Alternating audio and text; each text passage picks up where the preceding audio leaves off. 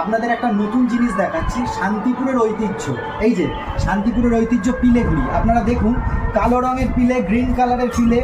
এই যে এই পিলেটা দেখুন, স্পেশালি এই পিলেটা দেখুন, এটা হচ্ছে শান্তিপুরের ঐতিহ্য। এই ঘুড়ি উঠতেই হবে, না হলে সেটা সোজারথ বা উল্টোরথ হবেই না।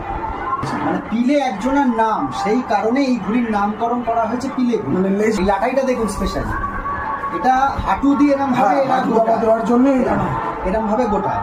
আর এই যে সুতোটা দেখছেন, এটা কিন্তু চাইনিজ নয়, এটা হচ্ছে মাঞ্জা সুতো, এটা কিন্তু পান্ডা সুতো। এই দেখুন সুতোটা দেখুন, দেখলে বুঝতে পারছেন সুতোটা দেখুন, এটা কিন্তু কোনো চাইনিজ নয়, এটা পান্ডা সুতো দিয়ে প্যাচ খেলছে।